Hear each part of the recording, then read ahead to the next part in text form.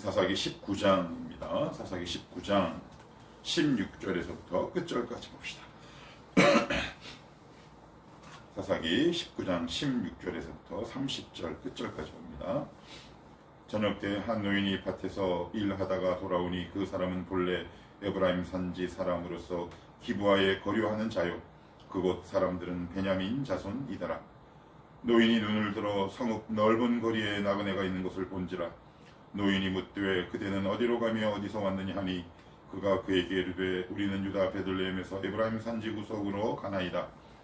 나는 그곳 사람으로서 유다 베들레헴에서 갔다가 이제 여호와의 집으로 가는 중인데 나를 자기 집으로 영접하는 사람이 없나이다. 우리에게는 나귀들에게 먹일 집과 여물이 있고 나와 당신의 여종과 당신의 종인 우리들과 함께한 청년에게 먹을 양식과 포도주가 있어 무엇이든지 부족함이 없나이다 하는지라. 그 노인이 이르되 그대는 안심하라. 그대의 쓸 것은 모두 내가 담당할 것이니 거리에는 유숙하지 말라 하고 그를 데리고 자기 집에 들어가서 나귀에게 먹이니 그들이 발을 씻고 먹고 마시니라. 그들이 마음을 즐겁게 할 때 그 성읍의 불량배들이 그 집을 에워싸고 문을 두들기며 집주인 노인에게 말하여 이르되 내 집에 들어온 사람을 끌어내라. 우리가 그와 관계하리라 하니 집주인 그 사람이 그들에게로 나와서 이르되 아니라 내 형제들아 청하노니 이 같은 악행을 저지르지 말라.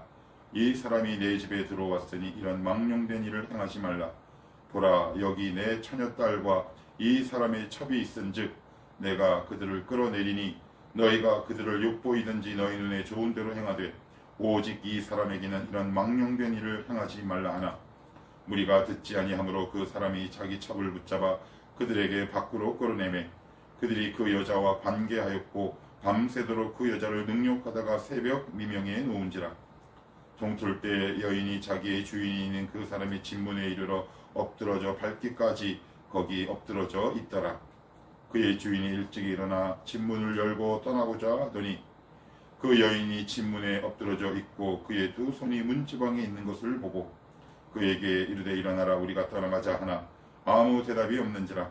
이에 그의 시체를 나귀에 싣고 행하여 자기 곳에 돌아가서 그 집에 이르러서는 칼을 가지고 자기 첩에 시체를 거두어 그 마디를 찍어 12덩이에 나누고 그것을 이스라엘 사방에 두루 보내매 그것을 보는 자가 다 이르되 이스라엘 자손이 애굽 땅에서 올라온 날부터 오늘까지 이런 일은 일어나지도 아니하였고 보지도 못하였도다. 이 일을 생각하고 상의한 후에 말하자 하니라.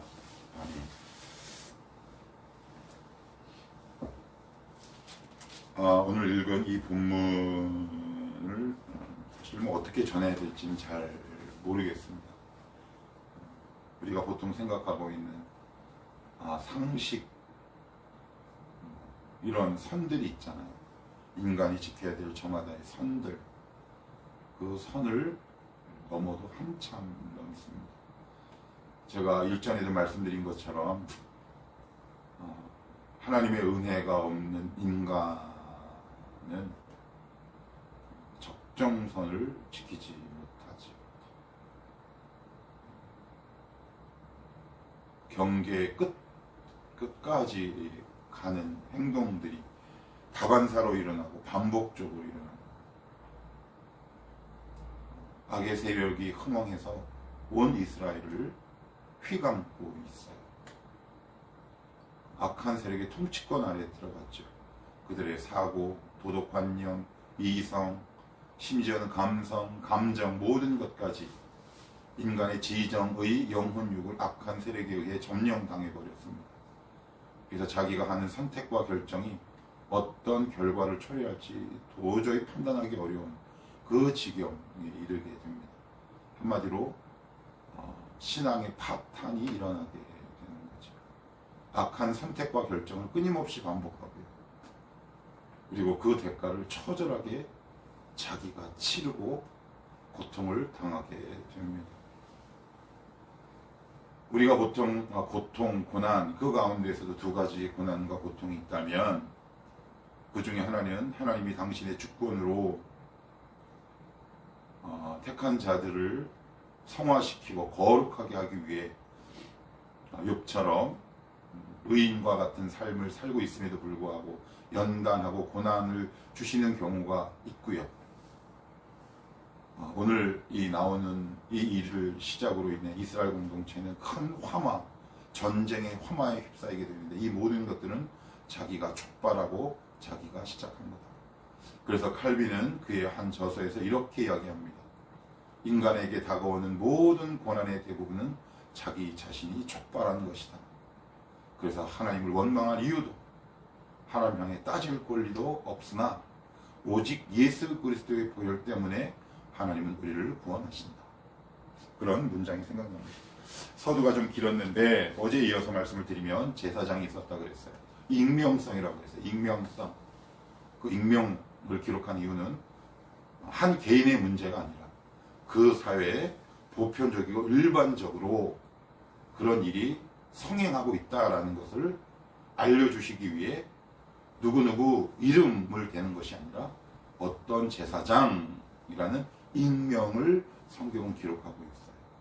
그러니까 그 제사장뿐만 아니라 저런 제사장, 온 사회가 이미 죄에 오염됐고 부패했고 타락했다라는 것을 알려주시기 위해 어떤 레위인이란 익명을 기록하고 있는데 그 레위인이 부부싸움을 했는지 누가 바람을 폈는지 자기 고향으로 돌아가서 또 이렇게 데리고 오는 도중에 해가 지기 시작합니다. 뭐 어디서 머물러야 되잖아요. 어디서 좀 쉬어야 되잖아요. 그래서 어디서 좀 쉴 곳을 찾나 헤매던 도중에 일어난 일이다. 어떤 일이 일어났느냐. 16절. 저녁 때 한 노인이 밭에서 일하다가 돌아오니 그 사람은 본래 에브라임 산지 사람으로서 에브라임 산 사람을 만났네요. 그랬더니 노인이 17절 눈을 들어 상급 넓은 거리에 있는 나그네가 있는 것을 본지라. 노인이 묻되 그대는 어디로 가며 어디서 왔느냐 하니 그가 그에게 이르되 우리는 유다 베들레헴에서 에브라임 산지 구석으로 가나이다. 나는 그곳 사람으로서 저희 그쪽으로 돌아가는 길입니다. 그런데 우리가 뭐 식량도 있고 먹일 풀도 있고 다 있는데 잘 곳이 좀 없습니다. 라고 했더니 노인이 이렇게 이야기를 합니다. 20절 그 노인이 이르되 그대는 안심하라. 그대의 쓸 것은 모두 내가 담당할 것이니 거리에서 유숙하지 말라. 거리에서 자지 말고 우리 집에 들어와라.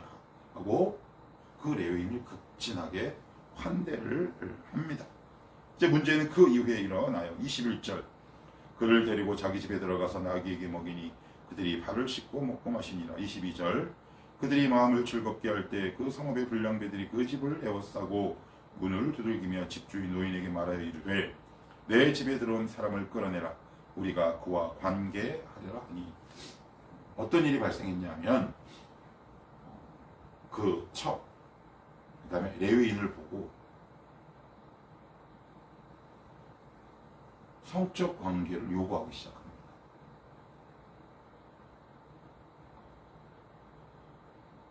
성적 관계를 요구해. 둘 다 내놓으라는 거예요. 이성애, 동성애 다 함께 하겠다는 거예요. 그러니까 이런 말을 아침부터 하는 저도 좀 당황스럽습니다.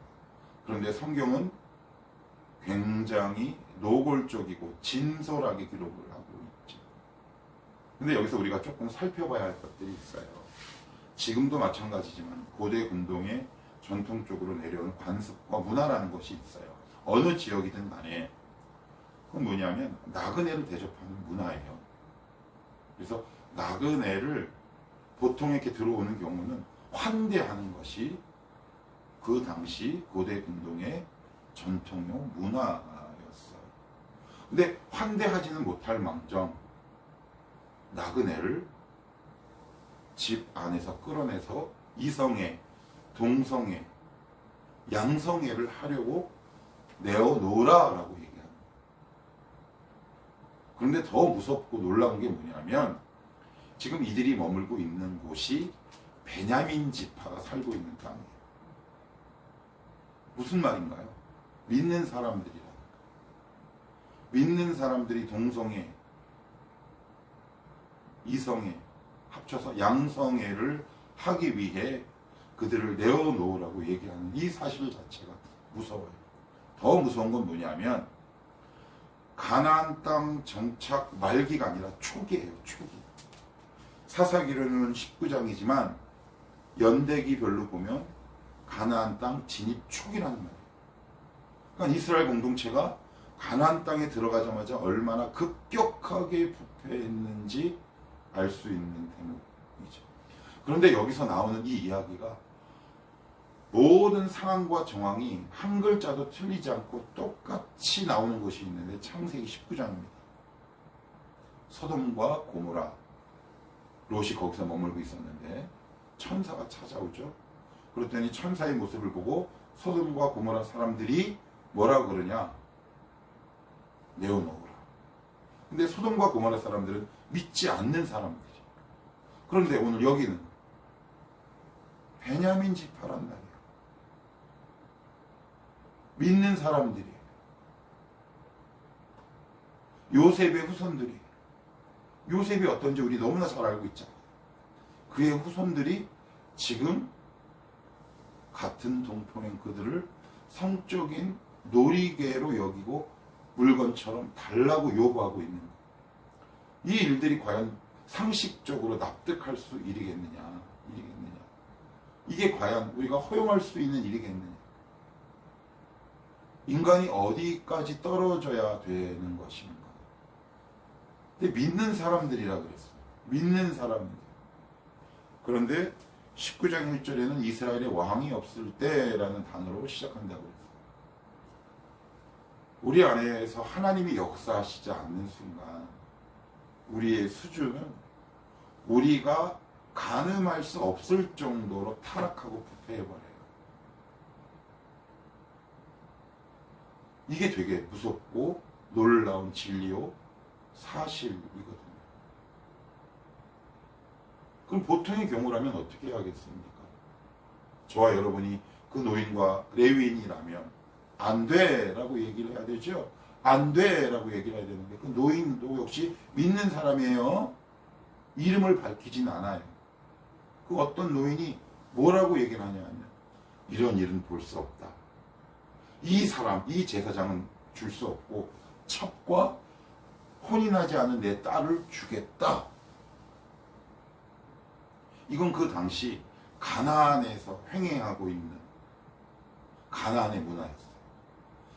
나그네를 지키기 위해 자기 가족을 희생하는 것이 가나안의 전통의 문화였단 말이에요. 근데 원래대로라면 어떻게 대응하고 대처해야 합니까? 지금 이들은 손님을 성관계하러 온 그들과 타협하고 있는 거예요. 타협하면 안 되는 거죠. 뭐라고 얘기해야 합니까? 썩 물러가라. 목숨을 걸고 지켜야 되는 거예요. 첩도 지키고 자기 딸도 지켜야 되는 거예요. 우리가 이제 부패하기 시작하면 어제도 말씀을 드렸어요. 우리의 가치관 자체가 타락한다고요. 자기의 나름, 자기 실력으로는 최선을 다하지만 한계가 있는 것밖에 안 돼요. 이게 되게 무서운 일이에요. 내 딴엔 되게 거룩한 가치관으로 산다고 생각하는데 하나님의 은혜가 머물지 않는 가치관, 하나님이 통치하지 않는 그 가치관은 한계가 있을 수밖에 없어요. 이렇게밖에 대응 못해요. 어떻게 한다고요? 하나님의 말씀대로라면 그들과 싸워야죠. 어떻게 그들과 타협할 수 있겠습니까? 어떻게 자기의 딸을 성놀이개로 내어줄 수 있겠습니까? 그것이 이 노인이 할 수 있는 최고 최선의 방법이었어요. 그런데 내가 할 수 있는 최고 최선의 방법이 하나님 보시기에는요 악한 문화지요. 그러니까 이게 이래서 무서운 거예요. 우리가 자꾸 하나님을 떠나잖아요. 그러면 내가 할 수 있는 최고 최선의 방법은 늘 악한 것을 결정하고 선택한 것밖에 내 안에서 이루어지지 않아요. 이게 무서운 거라고요. 은혜가 사라지면 내가 하는 최선의 고민, 내가 하는 최고의 선택과 결정이 하나님 보시기에 악한 선택과 결정일 수밖에 없어요. 이게 과연 가능한 일이겠냐고요. 우리는 제3자의 눈으로 봐서 이렇게 이야기할 수 있겠지만 우리도 하나님을 떠나 삶의 무게중심이 세상으로 흘러가게 되면 내가 내린 최고의 선택, 최선의 결정이 악을 도모하고 도우는 악한 도구로밖에 쓰임받을 수 없어요. 그래서 우리가 날마다 그리스도의 보혈을 통해 우리의 가치관을 씻겨 내려가야 돼요. 우리의 감정을 씻어내려야 돼요. 우리의 이성을 그리스도의 보혈로 씻어내려야 한다. 거기서 내리는 결정과 선택이 하나님을 영화롭게 하고 하나님께 영광이 되고 나에게 있는 이익과 유익이 될 수 있는 거예요. 다시 읽어볼게요. 23절 집주인 그 사람이 그들에게 나와서 이르되 아니라 내 형제들아 청하노니 이 같은 악행을 저지르지 말라. 이 사람이 내 집에 들어왔으니 이런 망령된 일을 행하지 말라. 24절 보라 여기 내 처녀 딸과 이 사람의 첩이 있은즉 내가 그들을 끌어내리니. 이게 할 말인가요? 가나안 문화에서 보면 되게 멋진 행동이에요. 야, 나그네를 지키기 위해 자기 딸까지 희생하고 헌신하네. 그런데 이들은 지금 이 노인은 베냐민 지파라니까. 가나안의 사고와 문화에 철저하게 오염되어 있는 거예요. 그래서 우리가 경험하고 있는 바잖아요. 은혜에서 멀어진 사람이 고민하고 애쓰다가 내린 선택과 결정이 얼마나 공동체에 해악을 끼칠 수 있으며 이 가정이 얼마나 해악을 끼칠 수 있는지. 노인이 할 수 있는 최고의 선택이요 최선의 결정이었단 말이에요. 그런데 이 모든 것들이 가나안 문화였어요. 하나님 보시기에 악한 행동이었다. 성경에서 금하고 있는 행동이란 말이에요. 여러분의 사고를 믿으시면 안 돼요. 여러분의 선택과 결정을 믿으시면 안 되는 거예요. 그보다 더 중요한 것, 내가 내린 선택과 결정이 과연 옳은 것인가? 내가 판단할 수 없어요. 하나님 보시기 어떤가? 이것이 중요해요. 그런데 이것이 되나? 이미 내 마음이 부패하고 오염되어 있으면. 그래서 믿음이 없는 사람들의 입에서 나오는 말이라는 게 얼마나 한심한지 몰라요. 그게 성서적 가치와 관점으로 봤을 땐 도저히 납득할 수 없는 건데 자기 딴에는 최선의 선택이라고 생각을 하는 거죠. 여러분의 선택과 결정 신뢰할 수 있겠습니까? 하나님을 떠난 자의 고민과 결정을 여러분은 신뢰할 수 있겠습니까? 성경은 그러지 말래요. 아니, 하나님을 떠나면 그럴 수밖에 없대요. 내가 내린 최상의 방책이 최악의 방법이 될 수 있는 거예요.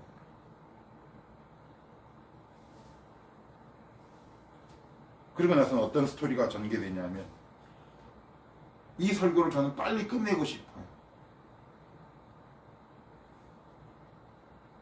25절 무리가 듣지 아니하므로 그 사람이 자기 첩을 붙잡아 그들에게 밖으로 끌어냅니다. 그 사람이 누구냐면 제사장이에요. 또 넉 달 만에 찾으러 갈 때는 언제고 또 바깥으로 여기서 끌어냈다는 것은 뒤에서 밀다라는 동사예요. 야, 네가 죽어. 이게 지금 무슨 짓입니까? 이게 뭘까요? 사람을 인격으로 대하고 있는 행동입니까? 재산으로 대하고 있는 거죠. 우리의 가치가 타락하면 사람을 재산으로 보기 시작해요. 물질로 보기 시작합니다.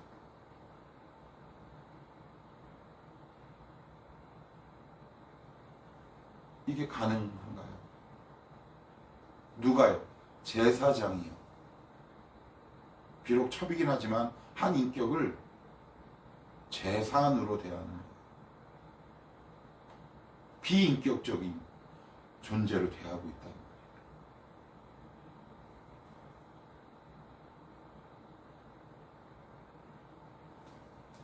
자, 그랬더니 26절 동틀 때에 25절 우리가 듣지 않으므로 그 사람이 자기 첩을 붙잡아 그들에게 밖으로 끌어내며 그들이 그 여자와 관계하였고 밤새도록 그 여자를 능욕하다가 새벽 미명이 누운지라. 밤새도록 나쁜 짓을 했어요. 26절 동틀 때에 그 여인이 자기의 주인이 있는 그 사람의 집문에 이르러 엎드러져 발기까지 거기 엎드러져 있더라. 27절 말씀을 읽어보면 참 무섭습니다. 나쁘다가 아니라 무서워요. 왜 무섭냐? 그의 주인이 일찍 일어나 집문을 열고 떠나고자 하더니 그 여인이 집문에 엎드러져 있고 그의 두 손이 문지방에 있는 것을 보고. 아니, 일찍이 일어나 참 잘 잔 모양이에요. 일찍 일어났다는 표현을 쓴 거 보니까. 떠나고자 하더니. 이게 정상입니까? 떠나고자 했대. 뭘 떠나고자 해요? 이렇게 돼야 되죠. 밤새도록 잠을 이루지 못하니라. 새벽에 돼서야 그 여인이 어떻게 된 것을 알아보는 거로. 뭐 이렇게 되어야 우리의 상식에 맞는 스토리 전개 아니에요? 그런데 그 여자가는 어떻게 되든 말든 자기 갈 길을 가는 거죠. 이런 사람이 제사장입니다. 이런 사람이 목회자랍니다. 인격에 대한 소중함, 사람에 대한 소중함은 전혀 없고 내 주위에 있는 모든 사람들을 하나의 재산으로 보고 있는 인격. 이미 부패한 사회에서 이미 일어나고 있는 현상. 근데 더 놀라운 게 있어요. 그러니까 이게 자꾸 제가 놀랍다 이런 어떤 파격적인 단어를 계속 사용하는데 29절 그 집에 이르러서는 칼을 가지고 자기 첩의 시체를 거두어 마디를 찍어 12동에 나누고 그것을 이스라엘 사방에 두루 보냈다. 이게 무슨 짓입니까? 레위인이 이게 제사장이 할 일입니까? 왜 보냈을까요? 12동이 12지파에게 봐라, 나 억울한 일 당했다, 복수해달라 라고 얘기합니다. 이게 복수할 일입니까? 이게 복수할 일인가요? 회개해야 할 일이지. 아, 내가 지금 끝까지 왔구나. 끝까지 왔구나. 하나님이 나에게 던지시는 마지막 메시지구나. 이 일로 인해 이스라엘 12지파 간에 전쟁이 일어나서 이스라엘 지파가 쑥대밭이 되어버립니다. 외부의 침입 때문에요? 아니요. 자신들의 부패와 타락으로. 교회의 적은 교회예요. 교회의 적은 내부에 있는 거거든요. 교회의 적은 저와 여러분이 될 수 있다. 그 순간에 이 제사장이 생각한 건 개인의 복수밖에 없어요. 나 너무 억울한 일 당했다는 거예요. 누가 자초한 겁니까? 제사장이 자초요. 누가 찾으러 갔습니까? 제사장이 찾으러 갔어요. 누가 그 집에 머물렀습니까? 제사장이 그 집에 머물렀어요. 자기가 한 선택과 결정, 자신이 책임져야죠. 그런데 그것을 자신에게 책임을 돌리는 것이 아니에요. 제3자와 타인에게 그 책임과 원인을 돌리고 있는 것. 그게 바로 개인의 복수 아니겠어요? 여러분 막 억울하세요? 막 난 너무 억울해. 한번 잘 살펴보세요. 내가 지금 어떤 일을 시작한 동기가 내 개인의 원함과 억울함인지, 그 문제가 억울해야 할 문제인지 아니면 무릎 꿇어야 할 문제인지, 그리스도의 보혈로 회개해야 될 문제인지 분별하실 수 있어야 돼요. 개인적인 복수와 원한에 사무쳐 있다면 우리는 방향을 잘못 가도 한참 가고 있는 거죠. 이제 살펴봤어요. 인간의 부패와 타락이 어디까지 갈 수 있는가? 예수 믿는 자가 부패하고 타락할 때 믿지 않는 자보다 어느 더 깊은 나락으로 떨어질 수 있는가? 퇴행할 수 있는가? 성경은 적나라하게 우리에게 보여주고 있어요. 이 모습은 저와 여러분의 실존이기도 하고, 나도 하나님을 놓치면, 하나님을 내가 떠나버리면 내 가정과 나의 일터와 우리 공동체 안에도 충분히 일어날 수 있는 현실이고 현재형이다. 하나님, 오늘도 제 생각을 그리스도의 보혈로 씻어 주시옵소서. 그리스도의 보혈로 내 생각을, 그리스도의 보혈로 내 감정과 감성과 느낌을, 그리스도의 보혈로 내 발을, 그래서 우리 주님이 머리끝부터 발끝까지 고난당하셨잖아요. 왜 그래요? 머리에는 가시관, 눈은 배반한 사람들을 보게 하시고, 역시 발에서 못이 박혔잖아요. 우리가 머리끝부터 발끝까지 지을 수 있는 모든 죄를 우리 주님이 담당하셨어요. 그러니 오늘도 하나님 그리스도의 보혈이 머리끝부터 발끝까지 흐르게 하옵소서. 그래야 엉뚱한 생각 안 해요. 엉뚱한 곳 가지 않아요. 엉뚱한 감정 품지 않는다. 오늘도 이 사사기 본문을 반면교사 삼아 하나님 머리끝부터 발끝까지 그리스도의 보혈로 가득 채우는 이 하루가 되게 하옵소서. 이렇게 기도하고 부르짖는 저와 여러분이 되기를 축복합니다. 기도합시다.